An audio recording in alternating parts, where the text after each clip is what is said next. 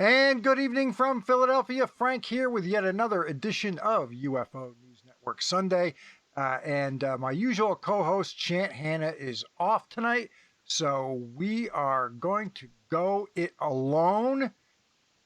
And tonight, my guest is my old pal, Andrew Radziewicz from New York, now in Australia. Raz, thanks for coming on tonight. I sure do appreciate it. Oh, absolutely, Frank. It's a pleasure to be on. It's great to reconnect with you again.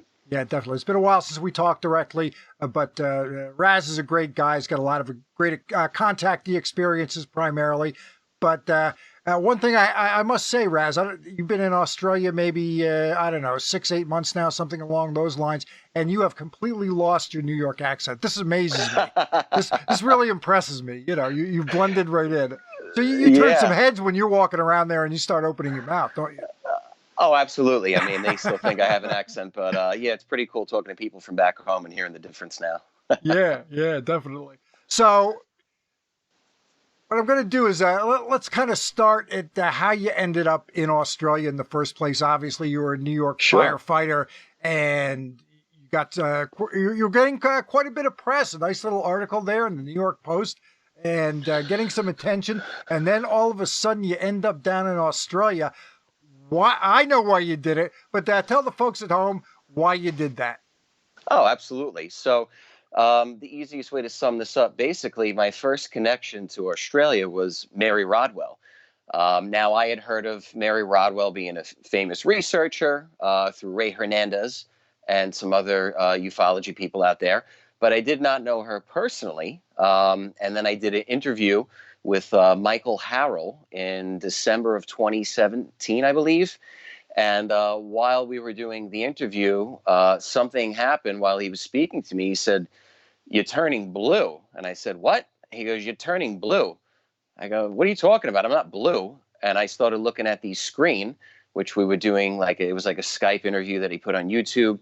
And you could see as I would talk, I would start to turn different shades of blue, even to like a real dark blue. Now, I hadn't previously experienced that. I didn't know what it was. I had no idea. I didn't know if it was an equipment malfunction or something else. So Michael was great because he said to me, he said, "Andrew, I think what's going on is you're experiencing a 4D reality, like a fourth dimensional experience. So why don't we tap into this?" Now, I had never done that with someone before. So I just continued to share my story. And as I kept talking about certain spiritual experiences, then the color started to change. So we did this interview, and it was about 2 hours that he recorded, and he decided to post it. And of course, we got some interesting feedback, to say the least. Some people were saying flat out, "This is a fraud. You're lying. You're faking this. You're doing all sorts of nonsense." And I just said, "I don't know what's going on. I can't really say. I just know I've never had this happen before." Well, Mary Rodwell saw this video, and she reached out to me and posted on the page that of Michael Harrell's page, and said, "I'd like to talk to Andrew about this. I feel that he's activating his DNA." Now, that's the first time I had heard that phrase used, DNA activation. So I contacted Mary, and I just said, "All right, what do you think? I don't know, but you have a lot of experience with this." And she says, "Well, I'd like to do a session with you and do a regression and see what comes up." Now, I had never, prior to that, done a regression, and I was not for them. I was very iffy about getting regressed. I didn't want to look outside of what I couldn't see around me, because my experiences had been going outside, seeing things, photographing them, videotaping them, and I didn't want to go into fantasy land with anyone. And I And was this just involves hypnosis and all that. Yeah, this is a hypnosis regression. And she said, "I will let you record this, on both ends. I'll record it, you record it." And like I said, I had never done this before, so I didn't know exactly her method or how we were going to do this, but I trusted her enough. And of course, something internally was telling me, listen to her. The lady has a lot of experience, and just remain open. And I think that's very important through this whole process and through this whole phenomena, is for all of us to remain open until we have proof of something not being accurate and not being true. I like to look into things, do my homework, do my research before I just make a judgment on anything or anyone. So I was open to Mary doing this. I recorded it, and she put me under. And about 40 minutes later, she's like, Andrew, you were turning blue the entire time during the regression. She goes, that's impossible. I said, okay, so what do I do next? And she said, well, you got to find a geneticist. She goes, I think you're activating something in your DNA, but I don't have the equipment to test your DNA. So, if you can find a geneticist, and somebody will look into this, we can get your DNA tested, or at least get their opinion and see where to go from there. So now, for me being a New York City firefighter, it's not exactly easy for me to walk into a geneticist's office in Manhattan and say, hey, yeah, I'm turning blue. I think something's wrong with me, or I don't know what's going on with me. They might refer me to get some mental help or some therapy. That's not a normal thing for a geneticist to hear. So I had to keep in mind and be mindful that I have to find a geneticist that would be open-minded. And I don't know many geneticists. I really didn't know any. But through a few mutual friends, I was connected with Dr. Gary Nolan. And I reached out to him, sent him some pictures I had taken, some video. But most importantly, he was interested in hearing my experience. And I told him my experiences. We spoke. And he said to me, he said, I definitely feel something is going on. I don't think you're crazy. He goes, but not everyone experiences this. He said, what I feel is going on, my initial assessment is, he said, inside of our brains, some people have a brain within the brain. It's called an antenna. And he said, somehow you're activating this antenna and you're able to send and receive, which is why you might be experiencing some things changing color or shape while you take pictures and videos. Not to say that your skin is actually turning blue. Right. People aren't seeing this in the room with you. They're only seeing it through the video or the photo.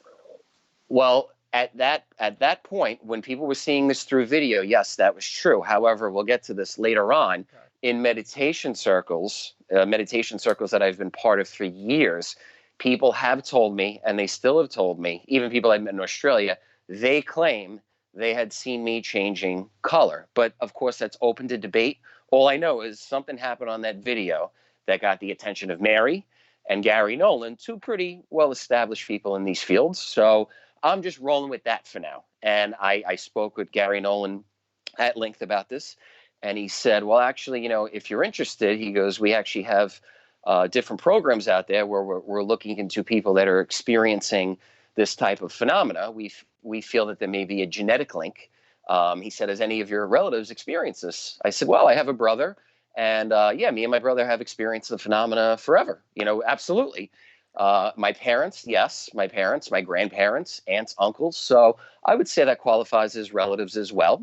And now I don't have to get my DNA tested to know that. I just know that from my life experience. Sure. We've all experienced these things. However, I'm the person that has brought this forward. People in my family, they don't want to come forward and share their experience. And I respect that. This is not for everyone to talk about on a radio show or to end up in the newspaper or other stuff that I've experienced, which we'll get into, of course. So I have no problem with that. So Gary Nolan has been very helpful. I'd sent, several correspondences back and forth. We've spoken, we've Skyped, all that stuff. And we've been in touch now for over a year. And he's been extremely helpful with me making sense of this stuff. So I have to thank him. Everyone doesn't get along in this world of ufology. It's a shame. But there's been a lot of great people that have helped me along the way that may not get along. I don't care about that stuff. I'm not here to take sides. I'm here because I'm grateful for the people that have helped me and stayed by my side through this train. I mean, it's like an up and down roller coaster at times. So I meet Gary. This was like last, I guess, January, February, right around that time. And then we stayed in touch, and we're still in touch to this day. And I had said to Mary Rodwell, I go, well, I have a month off in March. I'd like to come to Australia, and she goes, great. I go, I'd love to get together with you in person. Because once again, we did this all through video at first, but I'm a face-to-face, in the mud kind of person when I have experiences. That's just the way I am.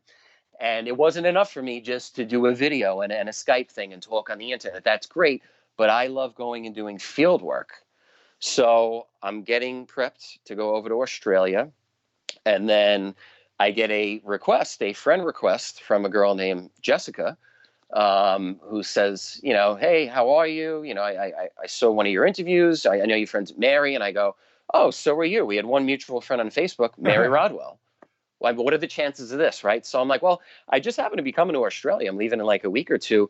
Well, you want to meet up? I mean, at some point I could meet up. I'm there for like a month. She goes, yeah, sure. So that's all I was thinking at the moment. I flew to Australia. I ended up staying with Mary Rodwell's son, who lives right in her neighborhood. And he's a great guy, Timmy. What a great, great guy. Him and his wife and sister-in-law, good people. What And city is then this in? this is all the way up like the North Shore. It's called a little place called Agnes Water. Okay.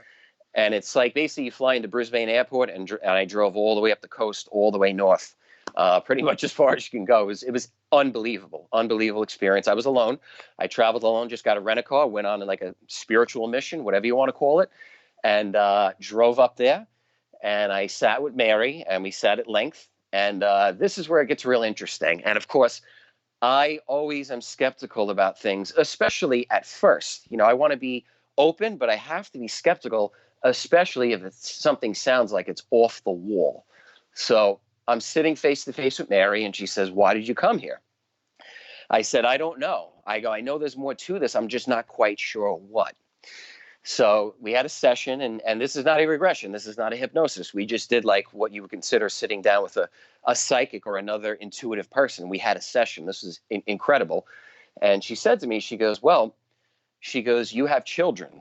I said, what? I go, I don't have any children. She goes, yes, you have children. I go, what are you talking about? She goes, they're up on the craft. She goes, but you haven't seen them yet. You haven't met them. You've been getting some signs along the way, but you haven't actually seen them. But you're going to see them very soon, and you're going to meet the mother of your children as well. So I'm like, I'm not even thinking about any female or nothing at this point. I was single at the time. I'm like, what are you talking about? So I go, all right, well, you know what? I'm skeptical, but I'll just hold that one in my back pocket. Let's just see where the rest of this goes. So I left Mary's, and that's how I met Jess, literally right after leaving Mary's home. I picked up Jess, and immediately we met, and we were sitting outside at night down in a little area called Byron Bay, which is beautiful. It was a few-hour drive, like a 6-7 hour drive from Mary's all the way down to pick Jess up at the airport in Brisbane, and then drive down to Byron Bay. So this was a mission and a half, but it was incredible. And we're outside, and all of a sudden we're seeing the lights in the sky. We're seeing the orbs.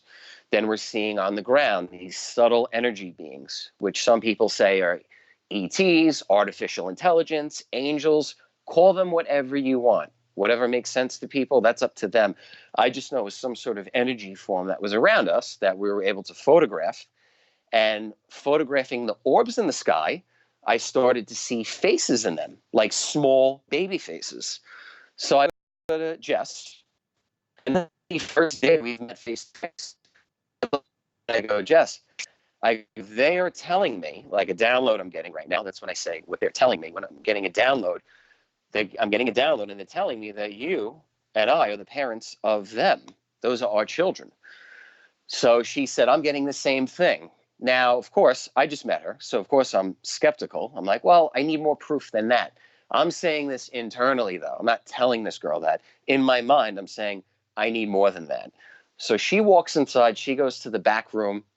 I walk inside. I go to a bedroom window of this place we were staying at. And I said, okay, if this is really happening, if you guys are our children and you're on this craft and you're trying to send us a sign or a signal, I want you to come across the house, because they were on the other side of the house. I couldn't see them now at this bedroom window I was at.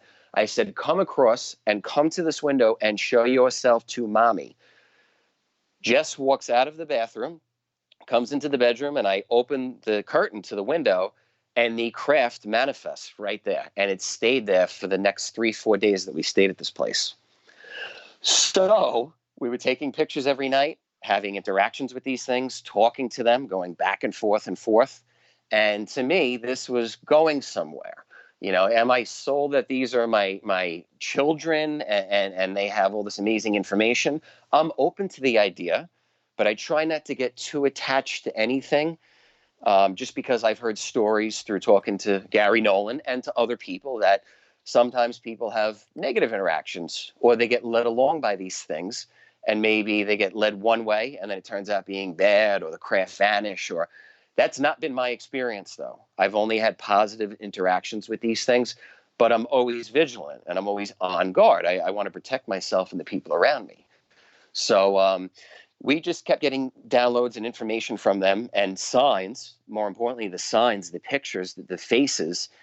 This was happening on a daily basis. And me and Jess spent the rest of that week together. I flew back to New York the next month, which, I was like there like the end of March. So I came back to New York in April. And then what happened was I would call Jess from New York, and she and I at the same time, while we'd be on the phone, we'd look outside and we would be taking pictures of the same craft. It was in two places at once. And that's the first time I experienced anything like that. I mean, it was unbelievable. We would get a feeling, like an internal feeling.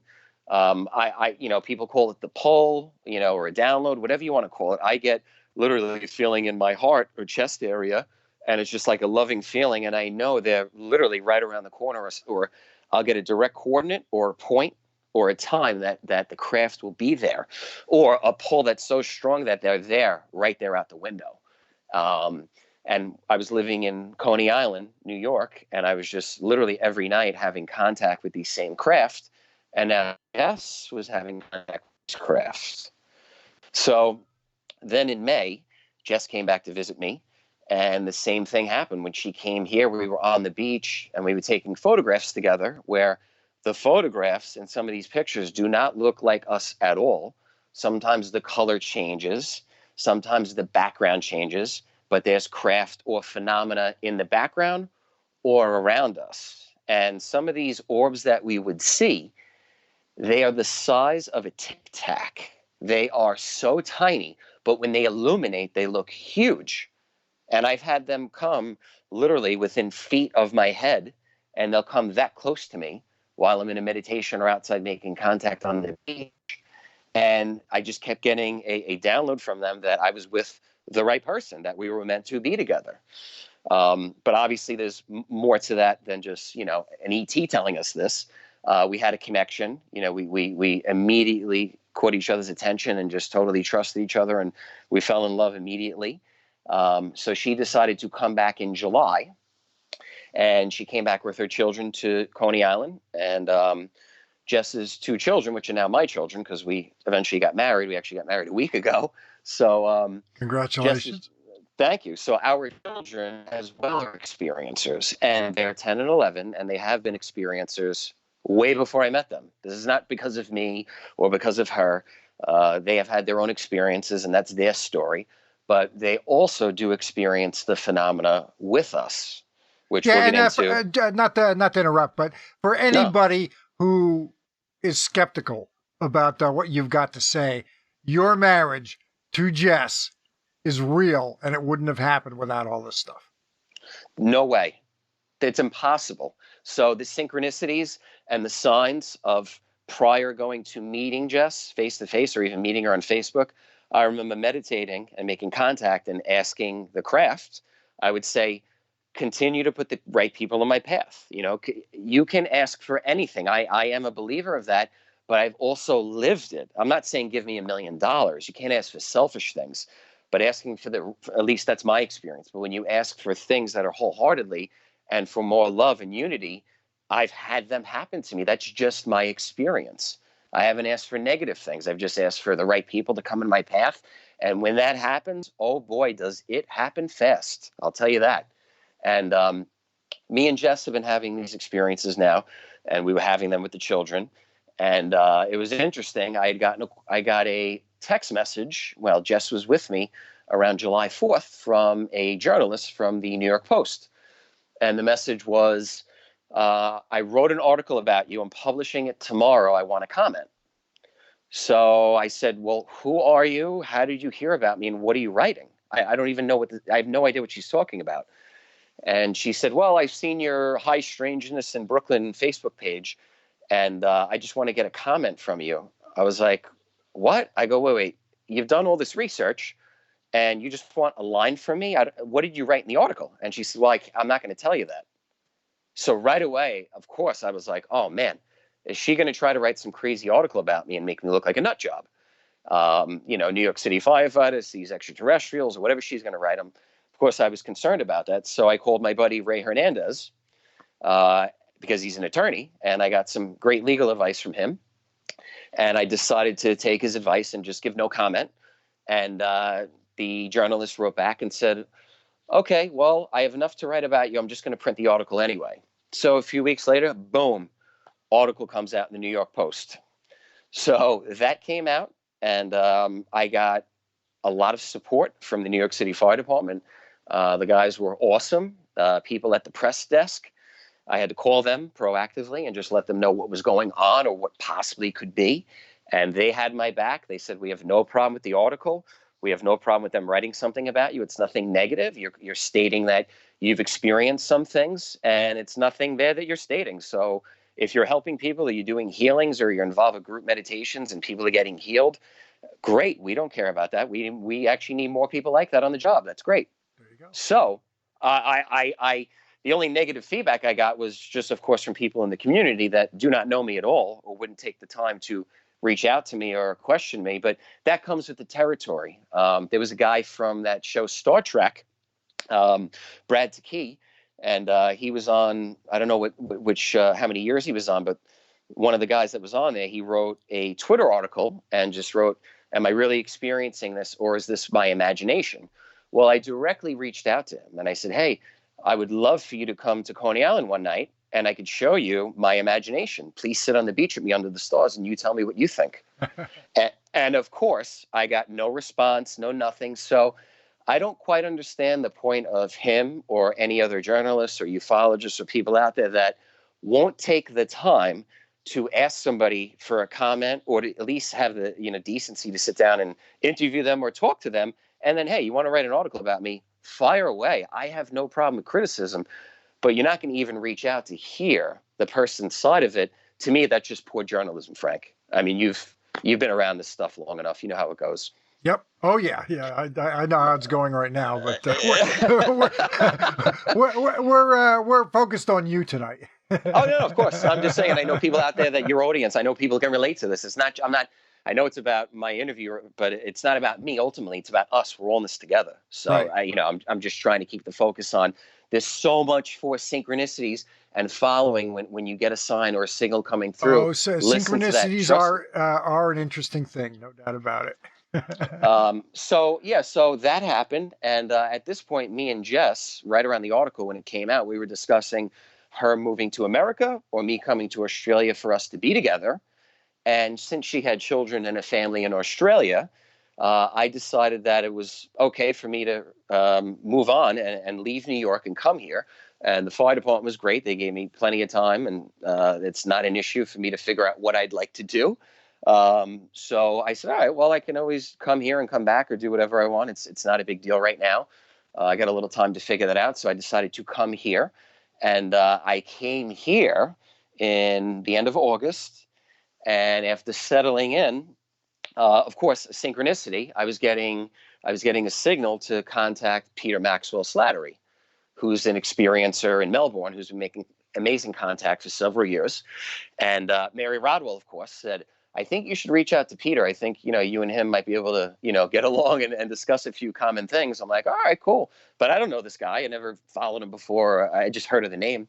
Yep. So I tracked him down a few months ago, and me and Pete met up, and then we went to a Skywatch that he did in January, which he records some phenomenal footage. He's got a 4K HD night vision camera and a bunch of other goodies. And he's doing some great work here in Melbourne. And I brought our 10-year-old son, 11-year-old son now. And we had an amazing contact experience. And what was beautiful was I was sitting down with my 11-year-old. We're outside of the Skywatch, and we're looking in the sky. And he's like, Andrew, he's like, I don't see anything. What do you think we could do to make it appear? And I said, well, just like we do at night when we sit in the backyard, I said, let's focus on one spot in the sky. So we looked at one area of the sky, and then we put our intention and our energy there. And then literally for the next 2.5 hours nonstop, there were craft appearing in that area and around it. So the power of intention with this, even with a 11-year-old, which, I mean, the younger they are, the better. I wish I would have started doing this kind of work at 11. This is unbelievable that he has the awareness that this works, and he can stick with it. And we were with a group of about 50, 60 people, and they were children of all ages. Someone brought their dog. I mean, this was not a, sitting in the circle out in the desert in Right, California with with like a Dr. handful of people. I've been to one of these events where we had a really big crowd where there were several dozen people, and they're a Yeah, lot of fun, sure. I've been to big groups like that before. We have too many people, and then this is early on back in the day, and the contact was difficult because people that were more evolved or more in tune were seeing things that some of the people that were new weren't, and some of the new people got frustrated and never came back. Mhm. So for me, it's all about awareness. The deeper you go internally, that doesn't have to take 20 years to go deeper internally. You could wake up right now. It's your choice. Right. You could ascend to the highest realms and to more, to the next dimension or whatever you want to consider it. You can do it instantly. You don't have to take time. When you're ready and you fully surrender to the moment, that's been my experience at least, then you're aware of all of it. And if you can work with somebody who's young, they're already like in that state. They're so far ahead of the game. They don't have to deal with all the nonsense that 30 and 40-year-olds like myself have to deal with. Oh yeah. Oh So, yeah. it's like, wow. But there's no doubt about it. It was meant to be, to meet Jess, to be with her family, the children, and to have all the surround. And we're having a child of our own due in Congratulations August. again. Thank you. Absolutely incredible. At the very least, if all of this means is that somehow I met Jess by coincidence, this was a dream come true. But I know, and Jess knows, it's much deeper and much more meaningful than that. Jess's profession, she's a mental health professional. So people will ask me like, oh, how do you know you're not crazy? How does your girl know she's not crazy? I said, well, she's been working in mental health for several years. And she's a medium, and she's clairvoyant and audient and does tarot cards and the whole nine. I don't do all the same stuff she does, but the mix of us together is just phenomenal. The way we gel and blend together is just awesome. And we get validations every day. We sit outside and we will say, show us a craft to show that we're on the right path, or to show that, we're doing the right things, or it doesn't matter what you say, but when we say it, it is to the point now where we can't even get the words out of our mouths and an enormous craft will appear, or something on the ground or in a picture. So I haven't experienced that with everyone around me. That's not every single person that's around me. The more open that someone is when they are around me, though, yes, the high strangeness potential is unlimited. So yeah, I mean, it's just absolutely incredible. And, putting that, being in the New York Post and putting myself out there, indirectly, directly, however you want to consider it, yeah, I put myself out there on social media. I knew people might find out. I was willing to put it all on the line. I didn't care what the result was. It is what it is. I know what I'm experiencing is real. I'm having it validated by people that have a lot of experience in this field and by people in the scientific community. So that's what I was trying to do, is blend the spiritual component of this, the regressions and all that stuff, and hopefully find a scientist, which I did, that was open to working with me and helping me make sense of this, and just help me to understand that I'm not insane and not imagining or hallucinating, or, I don't drink or do any drugs or anything like that anyway. But, you have to question, is this real, or is this a giant projection? Is this artificial intelligence? Is it all nonsense? I don't have those answers. I don't know. All I Yeah, know is, I think they're great questions, though. I mean, I'm not right? 100% sure, too. I think you might be onto something there. I'm very open to those types of things, or that the entire universe is, the simulation, that type of thing. It could explain a lot, if you really want to think about it. Yeah, I think that's really important for me, at least through this whole thing.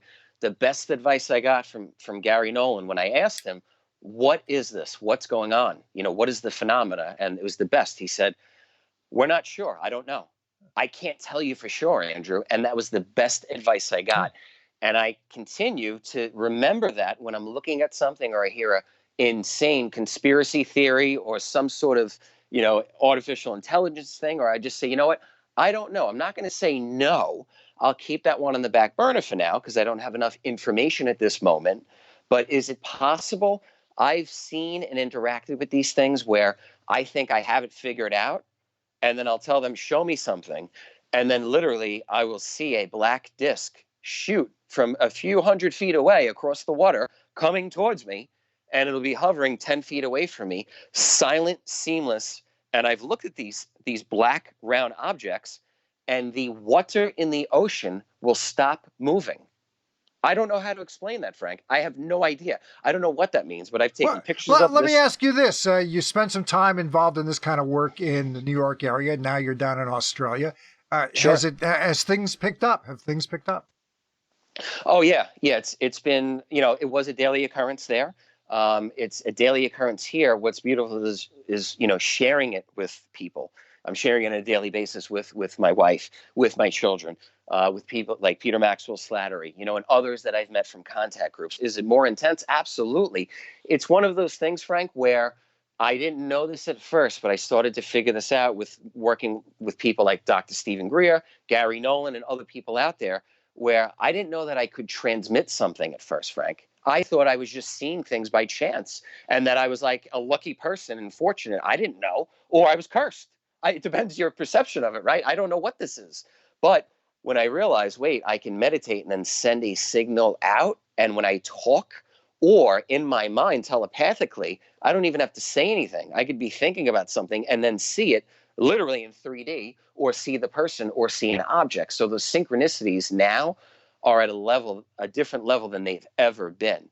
And that has attracted some people in my life as of recent that want to hear the message. There were people in ufology at first when this came out that, I got some advice from people when I was experiencing things, and they said, well, why don't you call the local news channel and have them come to Coney Island and interview you? I said, if I do that, I'm going to be in the newspaper and I'm going to lose my job, or I'm going to be called down to headquarters. They're going to go, Right. what on earth are you doing? That's not, if I go out openly and say, hey, I'm in the paper, look at me, I can't do that. And I didn't want to do that. I just knew I was going to share my story. And if somebody sort of picked it up, that's up to them. And if not, I don't care. I'm going to keep doing what I'm doing. So I wasn't going to do that. And then I got advice from some ufologists. Well, you need a scientist to back you. You need a legit researcher to back you. Well, I found Gary Nolan to work with, and then Mary Rodwell. I did all the stuff, right, that I thought ufology or people wanted, and then they wouldn't touch my story. They're like, you're lying, you're faking. I'm like, what are you talking about? I did everything you asked for. So I realized, wow, maybe I'm trying to appeal to the wrong audience. Maybe there's more people out there in this field that I need to find somehow, like yourself, Frank, like Chant, like people like that. There are good people that are all around. It's like life. There's good, there's bad, or there's people that I want to talk to, and there's people that I don't want to talk to. Not that they're good or bad. They just have their own ideas, and we either resonate and can work together, or we'll fight. And I just have no room for that nonsense. I'm not into that stuff. That's not my thing. But this has attracted people at many different levels. I was contacted by multiple television networks and companies like that, where some companies contacted me and said, hey, we like your story, but can you put this in the beginning and change it? And I said, absolutely not. I will tell my story, but I'm telling my story. I'm not fabricating it. I'm not lying. I'm not changing the introduction, because then it's not my story. I can't do that. Right. And, some people didn't want to hear that. I even had conversations with, I'm sure you heard of the movie Communion. I had conversations with the director from Communion, Philip Mora. And we spoke at length, and he's a gentleman, and he's a great guy. And we just talked about it, and he found it very intriguing what I had went through, and we discussed things. And what will that bring in the future? I don't know. We'll see what happens. I'm open. I am open, but by sticking to my story and being who I am and having amazing people around me to help me, it has attracted people like Philip Mora and others out there to at least speak to me and hear the story. And the vision I had with all this is, at first, I just wanted to speak at one UFO conference. I said, I just want to speak at one conference, get my story out, and that's it. Whereas now, anything that comes, I'm just trying to remain open. Anything that comes my way, I will try to remain open to. And if it feels right, if the energy is right, just like it was when I met Jess and Mary and Gary and all these people, I will go ahead with it. I will trust the universe to keep guiding me on the path that I've been on. So it's been pretty incredible. Now, the amazing thing to me, and people can think what they want. I could talk to experiencers and contactees 5 times a day if I wanted to. The thing that you did that blows my mind is you relocated to Australia. For me, I'm not sure which would be the bigger adjustment, moving to Australia or moving to an alien planet. I'm not kidding here. You're down there now, and tell me a little bit about some of the adjustments that you've got to go through. I think there would be a little bit of culture shock there. Oh yeah, well, it's not New York City. But I could tell you that, it's not 24/7 nonstop. I mean, you have Melbourne City here, which is beautiful, but the people are great. It's smaller, it's smaller, and I think the people are more open and accepting to some of these topics, at least from the feedback that I've gotten from people. The weather is a lot warmer. It's much more bearable than the New York. I'm done with that New York winter. Forget about that. And the contacts. I mean, yeah, I haven't had any sort of interference, as far as well, Andrew, what do you eat there? I mean, you can't get a pizza Sure. at 3:00 in the morning there. Come on, man. There's nothing open. Yeah, there's nothing open at that time, Frank. I mean, they got 7-Eleven, but they're closed on the weekends. So yeah, I mean, it is completely different night and day. But I knew in my heart that this was the right decision, and I'm all in with this. And there's greater and greater things that are coming and have come since coming here. The people here have been kind. They speak a little different, so that some of the slang and the terminology is different. But they've been loving and accepting, and the family around here and my neighbors are awesome. And just like anything, I put in my time, did what I had to do in New York City for all those years. But I take that with me. I take that with me here, and I apply it. And I've met some incredible spiritual people, evolved people, contactees, experiences. So it's showing me that it's not as different as I thought. Because I did the same thing in New York. I'm doing the same thing here contact-wise. And, in work and school and all that stuff is here. It's basically the same stuff. It's a little bit warmer. The people are a little bit nicer, so I don't know. But I lived in New York City. I lived in Brooklyn. I lived all over the place in New York. So, I kind of grew up in a rougher type environment over the years and living in different places and was a little street smart, I guess you could say. So, yeah, I've had to tone it down a few levels with, I don't have to, it's not like that I was going to anymore. ask. I heard that Australians use a lot of profanity. As a New Yorker, you might have been a little shocked by that, Yeah, well, it's like almost sometimes I'm like, wow, these people are too calm. They're too nice, man. There's got to be conspiracy, right? Are they men in black? What's going on? Exactly. Nah. Exactly.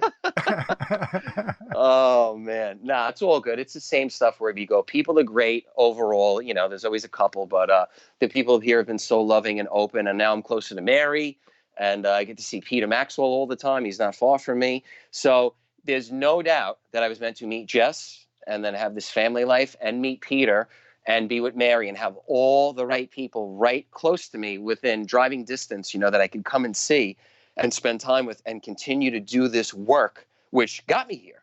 You know what I mean? I'm not just here and I'm just dumped off and there's nothing around. This is where this went to another level. I mean, this for me, it's at a different level, a higher level of ascension, if you want to call it, whatever it is, more awareness. So I'm ready for the next thing. And I finished making a documentary with a student from Harvard University when I was in America. So that will be out. I don't know exactly when, but that'll be really cool. We had talked about this, and I had seen some of his other work, and it's really good. So I'm hoping that what he comes up with you matches up. And if it does with the stuff he's already done, it'll be a good watch. It'll be a lot of fun. Well, people always used to say, why don't you get a better camera? Why you just use an iPhone? Get this, get that, get that. And I would say, I know you don't understand this, but my higher self or the ETs or the aliens or God or the angel, whatever you want to call them, they keep telling me, keep taking the photos the way you are. Eventually, you will come across with somebody that has this equipment and they will be part of this experience with you because it's all about us being together. What I tried to do is take pictures to show people all you need is a basic phone in your pocket. You could take some pictures. Yes, are they the highest resolution, highest quality? No, but iPhones are a lot better today than they were when I first had one back in the day. So you'll get a better quality photo, and it led me to people like the student from Harvard, and I'm also working on a documentary with a student from SVA, the School of Visual Arts from New York City. Same thing, another amazing thing that will come out. I'll let you know all about that when that's done. And then meeting somebody like Peter Maxwell Slattery, who has the best footage I've ever met of an experiencer. And he's I got mean, the gear. phenomenal. I've seen Oh, the gear he's got. He's good to go. he's good to go. So it's great because if I did all that on myself, I'm sure I'd hear nothing from ufology, but oh, see, he's selfish. It's all about him. Look at him. No, we're all in this together. And to me, this is part of my story. I only have my story, but my story is we're all in this together and we're all evolving. Us with this intelligence of high strangeness, we're all evolving together. We need each other. We're all in this together. We're all ascending together. Or in some people's cases, we're descending together. It depends how you look at this, right? I mean, oh yeah, you yeah. just It's been a fabulous field because it really is a catalyst for self-actualization. You know, exactly. you And got a marriage out of it. I haven't gotten that yet. I'm not sure I want to take it. I'm not sure I want to take my ascension as far as you have. You know, but you know, I've learned how to put together a podcast. I put together my website years ago. You know, I would never have done that because I wouldn't have had any content to put in it, so I wouldn't have bothered. But it's been a fabulous experience. I wouldn't trade it for the world. no, and I have to say, what's interesting, the whole reason that all of this happened, or I was aware of this, is trauma. The trauma that I faced in my life, which, if you wouldn't mind, I just wanted to kind of go to the Sure. beginning and just explain so people get an understanding of how the heck did this start? What's going on? Did it just happen out of nowhere? So I told my mother when I was about 4 years old, I said, Mommy, I died. I said, I died already. I drowned in the water. I went to heaven. I was with Jesus. And now I'm back here and you're my mommy. Now, she didn't tell me this till I was 35. So but she said, you said this when you were 4 years old. So that's the earliest memory that my mom told me of something. And I remember seeing things at a very young age. Once again, I just didn't know what was going on, though. I couldn't tell you that was the experience. But if I said it to my mother, well, I'm telling you, that's the truth. My mom wouldn't lie about this. So she told me that. And then at 5, not long after, at 5, my best friend, my childhood best friend, passed away. And since that moment, things were different. My awareness of things started to change. I was really, I wasn't quite sure what was going on around me and why people would just hear one moment and then gone the next. I'm like, what is going on? But at 5, that's kind of hard to formulate to someone. Sure. You know. So then as we go on, now we're at about 13 years old. My best friend dies in high school, and here I am. I'm like, wow, is this me? Like, should I just not like be friends with people and not really open up? But something in me was like, no, no, let's go further. And my vision, or things I was looking at around me, my vision about life was changing. It was like, you know what? If I want to do something, do it. You never know, right? If we'll be here tomorrow, right? Just Right. go all out, live the most you can, have the most fun.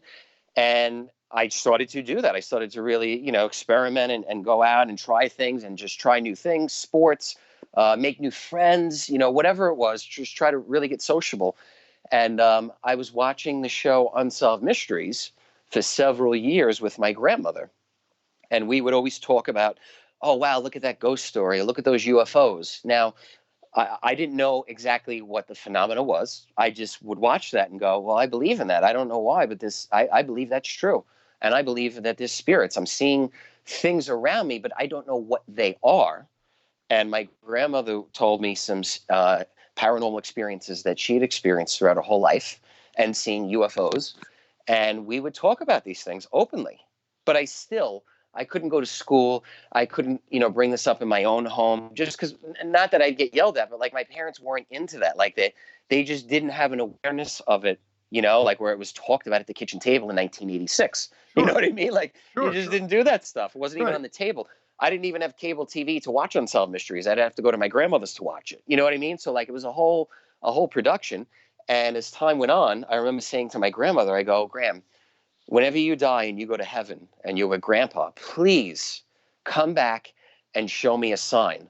Just show me something, but not like a feather, a bird feather, or a coin on the ground, but like, I need to know it's you, please. And she looked at me and she goes, I'm going to come back and haunt you. And she started laughing. And she goes, no, of course, honey. I love you. Of course I'll come back. I go, all right, Graham, thanks. And, well, I'll tell you this. So you're fast forwarding now. You go in a couple of years. I'm seeing things, right? There's things around me. Um, Now I'm down in the Gulf of Mexico. I'm in the Caribbean.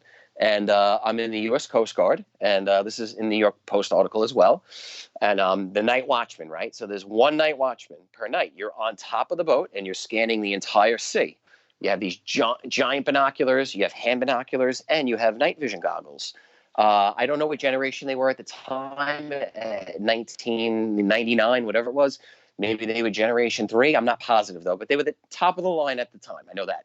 So I'm looking at the sky, and I'm only up top for you only go up there for like 20 minutes at a clip, then you rotate. So I'm up there, and I look, and I see these two silver objects, and they're flying in formation, not side by side, but kind of just like it's like a slash, like just like a backwards slash, So it's like 1 and 1. That's it, and they're staggered. So one is a little bit ahead of the other, but they look like they're moving together. Now, I'm like, oh, it's got to be a satellite, right? I'm not even thinking UFO. I'm just like, what is that? But it's got to be a satellite or something we could identify. So I called down to the bridge, and that's where the officer on duty was. He came up, and he looks with his night vision. And next thing you know, it's like 2 o'clock in the morning. Next thing you know, he woke the captain up. So to wake the captain up at 2 in the morning on a Coast Guard mission out at sea, when we're chasing drug runners, if we're looking at something else now and waking the captain up at 2 a.m., it must be serious. It must be something concerning that, whoa, all right, what's going on? So next thing I know, there's about 20 people up there. And we're all looking. We're passing the night vision goggles. Now, at this point, I could see these objects with my naked eye. At first, it was only with the night vision. But when I took the night vision away, I could see them with my naked eye. So we're looking at them. All of a sudden, I could see the objects. Now, this is maybe, I don't know exactly, 10, 15 minutes. It's hard to remember the exact time because I was so fixated on this. I was just amazed at what was going on. I could see the two objects come together. And when the two objects came together, they did not shoot in any direction. They touched together. They formed as one, and they just vanished. No smoke, no trail, nothing. So I looked at the guys around me and gals. I'm like, what the heck was that? And we all were like, I don't know. So the next morning, we got up for breakfast, and not a word was said. Now, also, it's important to remember, there was nothing said to say, don't ever mention that. There was no briefing, nothing at all. So that is why I'm sharing this story. And I'm always skeptical or weary about people that were prior service, who were doing top secret missions, and they're sharing the story now. Because my understanding, being in the service, the way it works is, if you're experiencing something and you're briefed on it, or there's something going on, you're never talking about that, ever. That's a matter of national security. That's my understanding, though. Yeah, I don't know. the guys I have know. talked to, there's, for whatever reason, there's some guys who are told don't talk, and other guys who are, not told anything. And it's the guys who are not told anything that are doing the talking now. That's Yeah, I understand it. Yeah, I've heard that too. I've heard that people that are speaking, they have authorization too, because you cannot just say, "Oh, no one knows this, but I'm going to tell you this." Just like Frank, I would never tell you and your audience, "Oh, this happened, but this was a secret." Or no. They never said anything. So I'm not breaking any code. We don't know what it was. I don't even know how they would have reported that if they did report it. We were all blown away. I mean, this is the late 90s, Frank. This is not recently. The technology then is not what it was today. However, the way this object moved, the rate of speed, and what I saw, the shape and size of it from the distance I mean, the thing was enormous, and how it just vanished. I know this, if it was a military craft or it was some experimental technology. Now, if they were taking the chance of putting the 72 crew members on my boat at risk by coming by us, appearing like that and vanishing, knowing very well that we try to contact them, right? You'd contact any ships in the air or at sea. If they don't respond to you, that's it. We shoot them. That's it. There is no negotiation. If they're not responding and they won't communicate with us, we would have shot them. So if they would have put that at risk there, I don't know, but I find that extremely disappointing if they would have done that, because that could have been a very sticky situation. So maybe they did, maybe they didn't. But And I how know many people were on the deck with you who saw this? Oh, this is about 20. There was 72 20? Okay. members on the boat. There was about 20 total. When they woke up the captain, all the other officers came up, and then a couple of guys, we call it deck force, the guys that are driving the boat, the deckhands woke people up. They're like, "You got to see this." I mean, Right, this is right. This is like, I asked other guys, like, have you seen anything? And a lot of guys were like, no. And some old timers were like, yeah, we've seen things. But once again, you don't want to be that guy. You don't want to go to the boss and say, hey, I want to make a report now.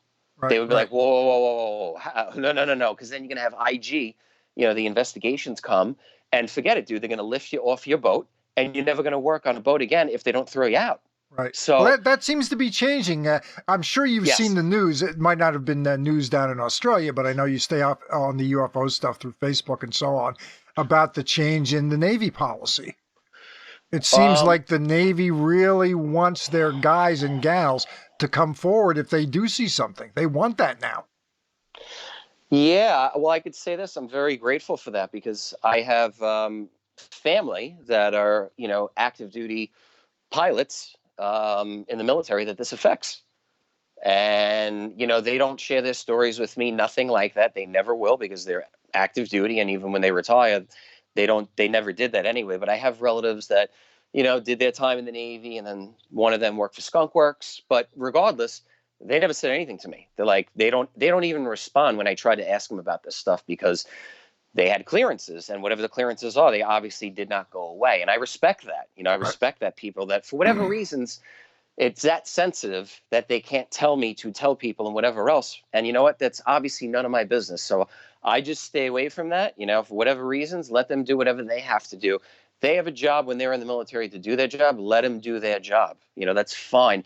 And it is nice to see that at least these pilots or even shipmen or people that are out there, if they see something, hey, they could report it without looking like a nut job because they have been seeing things since the beginning of the military times. I'm like, fifth generation, 5 generations going back in my family of, Navy people and people in the military. And I'm a third generation New York City firefighter as well. And, there's things that have been happening since the beginning of these times that it was just taboo. You never brought that up at work. You don't want to be that person. But now I think people are waking up at the right places. Well, you got a little bit of credibility in the fire department when you were there because you had a bad feeling that something very, very bad was going to happen. So why Oh, don't you yeah. tell the folks about that? That is an amazing story. Oh, sure, sure, of course. So, yes, this is about 2016, right around that year. So only a couple years ago. We were responding to a fire right in a neighboring neighborhood in Brooklyn called Greenpoint. And we go to this fire, and it's a shame, but there were two people that died in the place, two civilians. And I remember pulling up to the place hearing, they lost water, and there were firefighters that were jumping out of windows because it was getting that bad, like it was really bad. This And is a residence, right? this is a 4-story home, Okay. multiple apartments, so a multiple dwelling type building. So there was regular people just sleeping there in the middle of the night, like 1 a.m. And we pull up and we get to the front of the building, and a chief comes over and he says, okay, you guys, my company goes, get ready to go in. You're going into the 4th floor. As soon as he said that, Frank, I'm telling you, I could see my grandmother's, if you want to call it aura or spirit. Obviously, she's in spirit form right now. She's not alive. She died. So she was in spirit form, and I could hear her say, don't go in there. It's clear as day. And I looked at the 4 guys with me and I said, hold on, we're not going in there. And they look back at me and they're like, what? And one guy next to me was brand new. He had the orange Proby patch on. And I said, just wait. I said, watch, look at the window. And I'm telling you, not even 30 seconds, 40 seconds later, fire blew out of every window on that floor we were going in, the 4th floor. And the whole building went on fire. And they pulled everyone out, emergency. So there's a good chance we would have been incinerated or, burnt really bad or something horrific. Right, So right. that to me is one of the many examples that I get of this phenomena of, oh, I just see a light in the sky. Oh, why am I hearing my grandmother's voice? Oh, why am I having this voice tell me to connect with Mary Rodwell or Jess or Gary Nolan or whatever it is, or whoever in my life? These are all the synchronicities that I think are available to us that we can either choose to listen to them or we could choose to listen to the negative synchronicities and wonder why life isn't getting any better. So, right? I mean, it's so Right, right. obvious. It's so obvious. It's all right there. It's creation. There's no creating anything. I feel that it's all here just yet to be found by us or discovered. But we're not creating it. It's all been left here, kind of like breadcrumbs everywhere. But once you see it, you're like, wow, okay, that's what it is. Ah, I knew it. I felt it. I felt that the whole time. That was an intense experience I had had. I had seen something like that. And then really interesting, Frank, not too long after that, I remember working at a firehouse one night, and I remember hearing a voice saying, "Turn around." This is in the middle of the night, like 2 a.m. And I turn around, and there are 4 about 7 to 8 foot tall, white, glowing things. What are they? At that moment, I couldn't tell you. They were just 7 to 8 foot tall. They look like humanoid type bodies or artificial intelligence outlines, subtle energy forms. I don't have the terminology. Everyone's got their own terms. But there were 4 things standing there, glowing there. And I looked at them and I thought, all right, I'm just imagining this, right? Like, no one else is around to see this, of course.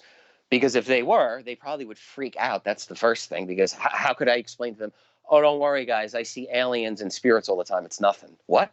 I mean, at this point, nobody knew what I was doing, like making contact. I wasn't just going to break it out then to go, oh, yeah, they're with me, guys. Don't worry about it. So I see these things. I walked through them, and I walked into a back bathroom, and I could see around me this haze. It was like steamy fog coming down.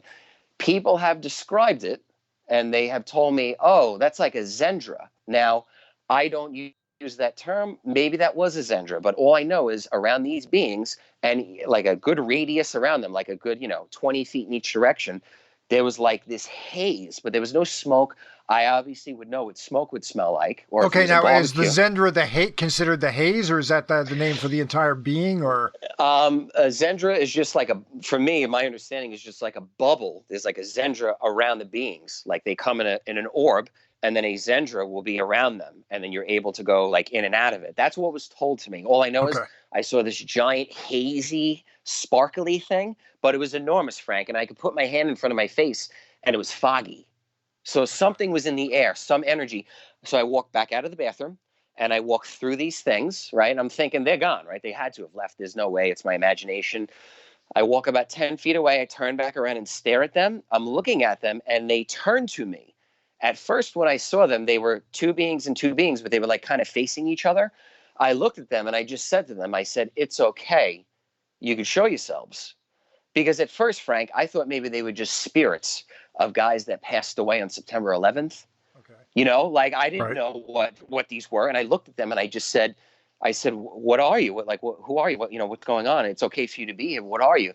And they said to me, this is telepathically, because they were just 7 to 8 foot tall, white glowing things. They didn't have mouths, they didn't have voices, but I was getting like this pulsation in my brain, and the download and the telepathic communication was, we are angels, just like you would see in your Old Testament. That's the best way we could describe ourselves. Now, that could just mean messenger. Once again, that's a matter of interpretation. If I don't study the Bible and I read the Quran or whatever else is out there, I don't know what they're talking about. So it's all a matter of where you're at. If that makes sense to you, to me, they were relaying some message. I said, okay, what else? What's going on? And they told me, and I know this sounds nuts, and I'm like, okay, let's hear it.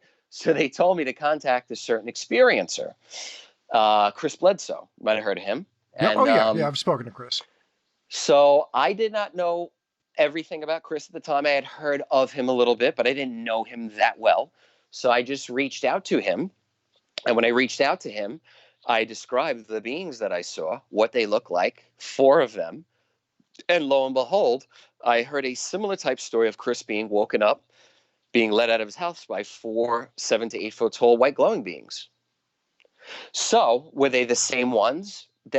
That's to me, I have no doubt they were. I'm not even going to question that, because there's been more synchronicities with he and I since that date to confirm it. I definitely have seen similar type entities and figures that he has. Is it at the same time? No, I've never been side by side with him, but that doesn't matter. To me, we're all connected in this. And me and him formed a very good friendship, me, him, and his family since then. I sent you guys a picture of him wearing a T-shirt for my firehouse, just to show you that it's that close of a relationship between he and I. He's a good person. He's a great man. And I've met other experiencers with weird, isolated events like that, where either I was told, contact this person right now, and I did, and they would either say, wait, I was just looking on your name. I was on Google search looking up your name, and you just sent me a message, but I don't even know who you are. Or vice versa. Like some weird thing will happen. And I'm like, hey, that's the synchronicities, right? You just got to roll with that. And they never stopped, all the way to the point me and Chris were having these. I was having more and more contact in the firehouse. Of course, I'm not sharing this in the firehouse Right. because how could I explain this to the guys? Yeah, I'm seeing aliens and ghosts and angels floating around of people we know. They're going to be like, dude, you need to get some help, and rightfully so. I understand what they're saying. However, it started to shift. Guys started to see I was posting things on social media, videos, psychic readings. Next thing you know, I'm doing psychic reading on guys after work, at their home. I'm doing readings for their wives, for their relatives that I don't even know. So to know spot on things about their family that I could not have known, people started to believe it because they were witnessing it. It's Right. not a matter of believing, oh, I believe that guy. No. To me, Frank, the way I am, I want to see it with you. I want to be there and experience it with you. Or obviously, if an entity shows up and I take a picture of it and I send you a picture of this entity and say, have you seen this?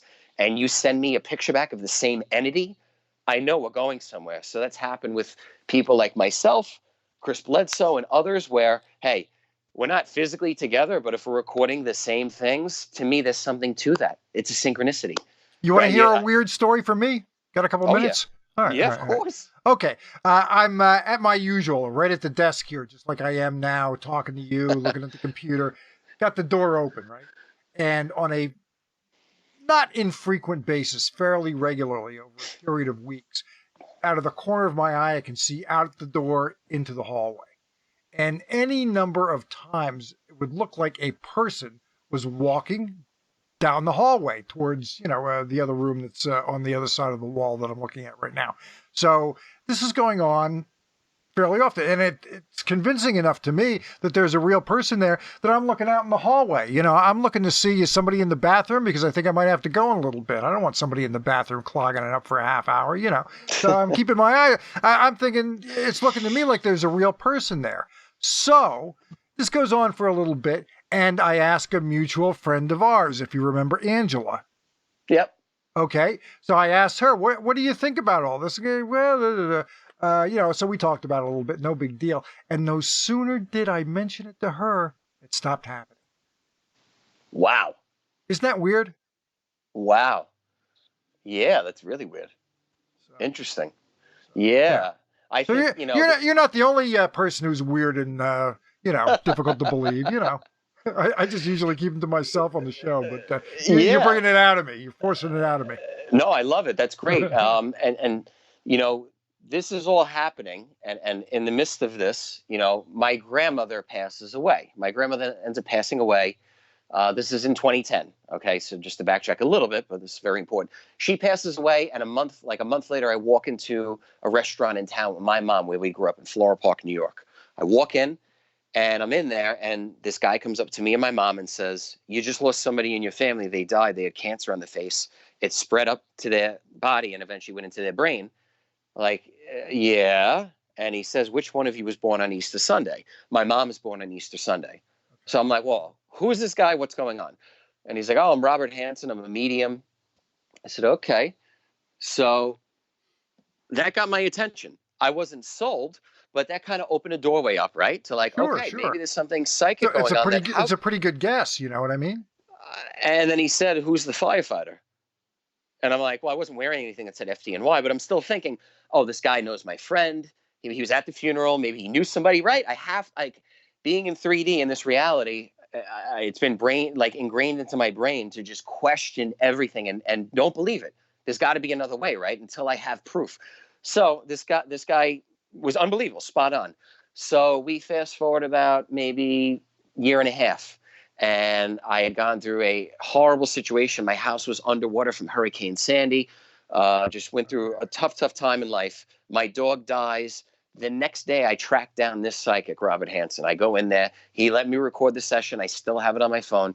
And he says to me, he goes, "You just lost someone in your family. They had cancer in their belly and it moved throughout their body."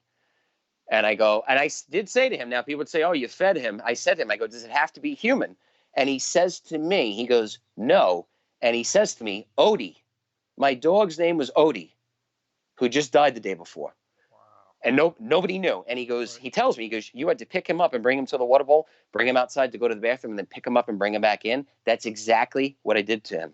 Wow. So I go, nobody knows that, Frank. I didn't tell anybody that. Mm-hmm. That was some deep stuff between me and my dog. You know what I mean? That was like my son. Mm-hmm. And he read me for an hour and a half. And at the end, he said, Andrew, he goes, you have this ability. And I go, what? He goes, you can do this. I go, nah, man, I'm a New York City firefighter. I'm not a psychic. That's crazy. Come on. I said, okay, so what do I do then? How do I tap into this or whatever? He goes, come here Saturday. He goes, it doesn't cost anything. He goes, but if you like it, he goes, after the first time, he goes, it's $25 for 3 to 4 hours of training. $25 total. I'm like, that's not bad. That's not bad. That's phenomenal for 4 hours total. That's like nothing, man. I mean, people charge $30 an hour sometimes for training. So 25 for 3 to 4 hours. I'm like, let me give it a shot. I went back to this guy and random people were coming in, 20, 30 people that I didn't know. I was sitting around them seeing things and they would say to me, I don't know you, but somehow whatever you're saying is accurate. I still didn't believe it. And then it got to the point where I read one person and I said to her, I go, you lost somebody, a young girl. Her name begins with a V. And she died around 4th of July or a holiday. This is a major holiday. I said, there's a missing kid around. Her name begins with a V, and she died. And she's showing me an Avengers costume and a pink shirt with white writing on it. And the girl goes, nah, I don't know about the Avengers costume or the pink shirt with the white writing, but my friend had a daughter. I believe her name was Victoria. She drowned on a holiday, and we thought she was missing at first. So I go, okay. So she shows me a Facebook memorial page they set up for this little girl, Victoria. Mm-hmm. And there's a man in an Avengers costume. And I go, who is that? She goes, oh, that was her stepfather. He raised her like a child, though. I said, she showed me an Avengers costume. The face. I go, wow. And then there's a picture of this little girl, the girl that passed away when she was alive. There was a picture of her in a pink shirt with white writing on it. I was like, wow, okay, now I believe that maybe I have some sort of ability, because how could I have known this? I don't know this person from a hole in the wall. And then I kept training, kept doing this stuff, reading people. And then I was lucky enough to meet Dr. Stephen Greer in 2011, not long after. Okay. And he put the connection to me that I can send out a signal or receive it, and that psychic ability and all these other experiences are available, like on this giant wheel, like Ray Hernandez had seen when he got a download experience, that it's all out-of-body experiences, psychic intuition, all the stuff, near-death experience, all of it is connected. Once you tap into the realm, it's limitless. But I didn't understand this at first, Frank. So I would just do psychic work, or I would just do UFO work. And then eventually, a couple of years ago, Frank, I'm outside and I'm making contact, and I'm looking out the window in Coney Island, and I'm on the phone with a PhD, this lady, Marilyn Gawak. And I said, Marilyn, I miss my dog Odie so much right now. I wish I could just hold him and hug him. As I'm saying that, I see this enormous craft come by in the water in Coney Island. It looks like it's like coasting right on top of the water. I grab my phone, I take a couple pictures and a video.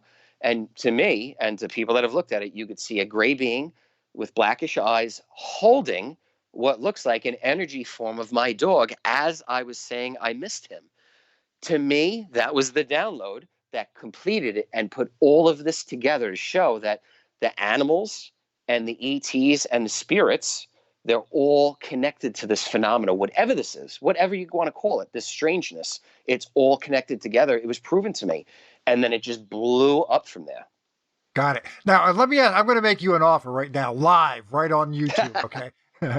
Now, myself and this other guy, Buddy, over at Alien Protocols, are looking to put together some live remote viewing demonstrations, contests, games, like a psychic Olympics. Are you interested? We've got a long way to go. We got a lot of details to work out, but are you interested? Oh, of course. Okay. Anything to help people in the community that are doing the right thing. Okay. And if you feel he is, then that's good enough for me. Yep. All right. I'll be in touch about that. Like I said, we got to work out some details. We've got to make sure that the protocols are in place where, nobody will question that we're cheating or we're faking or anything like that. and those details have to be worked out. I'll run them all by you, and we'll see what happens. But I appreciate Oh, that. no, of course, Frank. No problem at all. Yeah, that'll be fun. It'll probably be about this time of day. So this for you, it's what? It's now Friday at what? Roughly 1 in the afternoon, something like that. Yep, it's about 1 o'clock. Yep. Okay, got it. This Yep. Australian time is so messed up. Honest to God, it's like I, it's tomorrow there, it's Friday afternoon there, and it's like, oh, Now, do they yeah. drive on the right or the British side of the world over there? Yeah, it's all opposite of America. Oh, they do. all that Okay, stuff okay. too. No, Yeah. no, Oh yeah. I wasn't Oh sure if yeah. they did. I know they do it in England. I wasn't sure if they did it down there. Now, was that an adjustment? Oh yeah, totally. Yeah, without a doubt. Yeah, a couple times you want to turn the wrong way, or you gotta just Oh go nice man. and slow, nice Oh, and slow at I, first. I'd be killing people. I would be down there. Yeah, I have then a tough time driving around. Outside of Philly, I have a tough time driving around here. On the side of the road that I'm used to. It's like, oh my Yeah, God. yeah. Then people are honking at you because you're driving too slow. Yet I don't even know how to drive properly yet. So I'm like, hey, Right, I'm just trying to do it right and easy. And oh yeah, but you get used to it. The same. They got a subway, like a elevated train and everything here, so it's easy to get around though. It's fine. Got you. And another thing, that when you flush the toilet in Australia, the water spins down the drain in the opposite direction that you're used to That's seeing. right. That's right. Do you Yep. notice this? This is like, hey, wow. I mean, It's interesting when I post that I'm here on social media. People always have those questions like, "What about the toilet water?" And I'm like, "What about the beach or something beautiful?" All right, we'll talk about toilet water if you want. All right, whatever. hey, look, I live Hey, in Philly. What do you expect? These are the questions we ask for you. oh yeah, absolutely.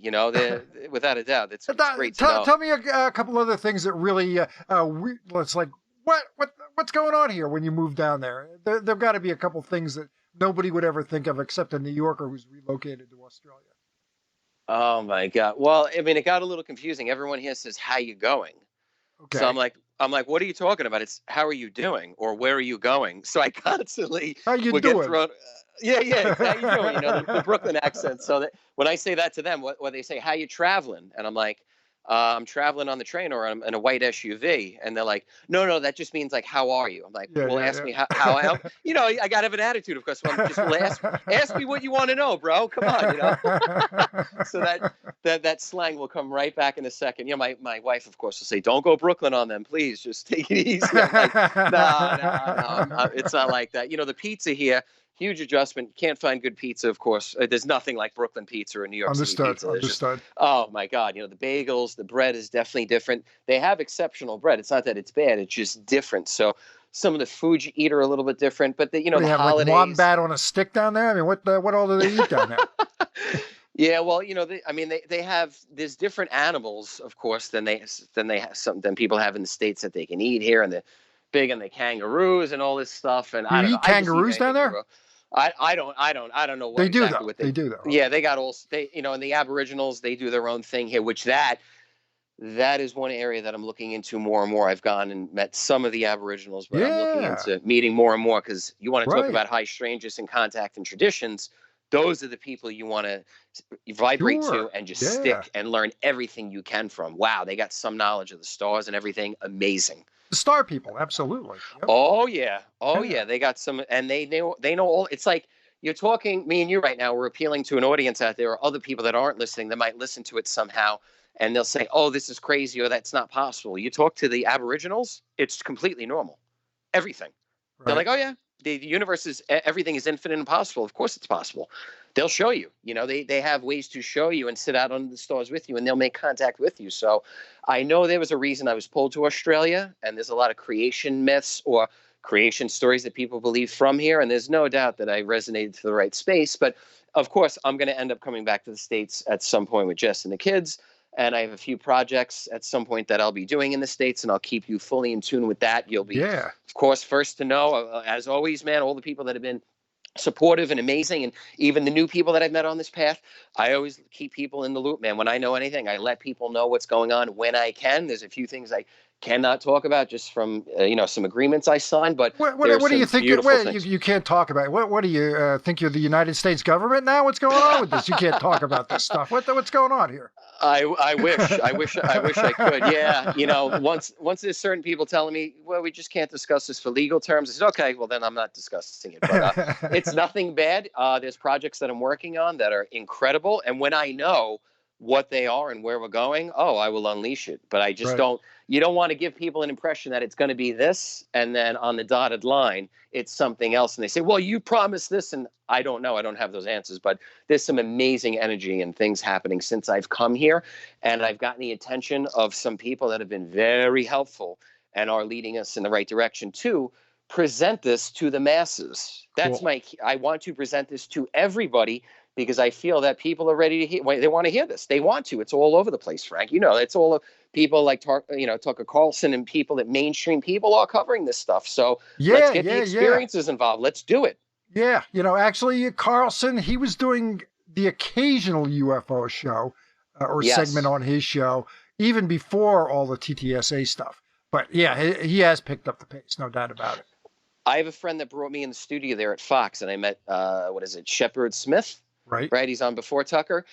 So I'm not saying definitely, but I would, in a second, love to talk to him about this at some point when Sure. I am back in the States, because he as well has been addressing it. He's got a couple segments that he's done in this stuff. So you never know. The people that you meet and connect with and make a good impression with, they pass this story on, and there's more of us out there.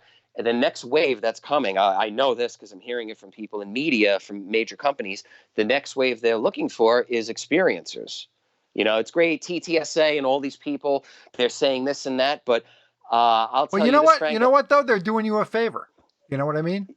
Yes, because you know what? They're giving you that virgin territory. Exactly. And I'm not one for fourth and fifth hand information.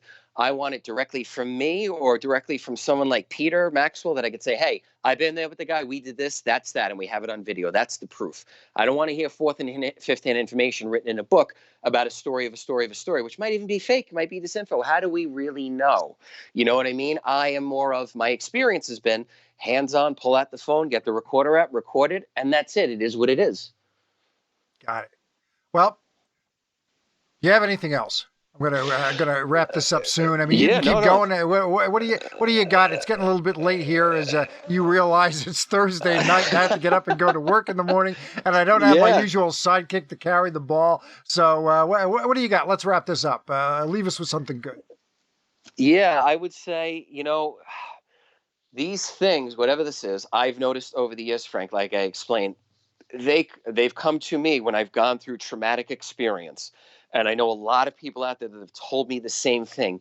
So I've when heard the people are same thing. going, oh yeah, I'm sure, right? I mean, there's so many people in this community. It's beautiful. And sometimes when we're going through a rough patch or we feel down and out, you realize eventually it's a blessing. It's giving you the chance to reflect and go in. It's not about reading more stuff on YouTube or Facebook or all this nonsense, which 90% of it's nonsense, I'm convinced, based on my experience. For me, when I sat in silence and I meditated and I started to just go in and sit in total silence, all of this stuff revealed itself. So when people ask me, how could I do this, or how could I start out, or I don't know anyone, my recommendation based on my experience, what worked for me, was going in more. It's not about seeking outside of yourself. You don't have to add anything to yourself. Let it unfold naturally. Remote viewing, levitation, psychic ability, all of these things, when you try to train and become them, it could be very difficult. Dr. Stephen Greer told me in 2011, I'll never forget it. He said, Andrew, when you sit, let these things unfold naturally as you go further inside and you meditate and you go deeper and deeper and deeper. Stephen Greer and Emery Smith, who was there as well, who's an amazing person who really helped me a lot with this stuff and still has to this day, they've completely changed my life by telling me, just go in. You don't need to go out. And I've done that, Frank, and it's by going internally and doing the tough work that people don't want to do. They just want to take a drug or a medication or forget about it. You know what? Just go in, meditate, break down those barriers. And if you have the gift of seeing your life shatter into a million pieces, and you have the gift of picking it up off the floor and picking it up and putting it back together, that's a blessing from your higher self. So I don't know if that makes sense, but that was my experience. It does. I appreciate that. I appreciate you coming on, Andrew. It's always great talking to you, and I'm so happy for you. Even though you are living in Australia, I'm really happy for you. Now, before I wrap up, sports. Now, are you into this Australian rules football nonsense yet or not? The kids are getting me into it. They're into they like the Essendon Bombers, so I watch the games with them. But yeah, I'm still streaming NFL football, NHL hockey. Of course, I will never ever let go of my sports. And we have all the American sports here. They all have adult leagues, so I'm back into playing, and I'm picking up right where I left off, Frank. But people ask me, "What are you doing? What are you doing with your life, or your career, or this and that?" I am going all in with this phenomena stuff. I'll just leave it at that. Yep. Let me tell you, just as we were starting to get acquainted, you posted a picture on Facebook standing in a bar with Grant Marshall, and I told myself I knew this guy's cool. I know this guy's cool. Yep. You got it. Love it. Great guy. Well, Andrew, thanks so much for coming on, and we'll be back Monday with another Australian, but he's native and he's into Australian rules football, so he'll explain it all to you. I have no idea what they're doing running around on that field, but that is Paul Dean.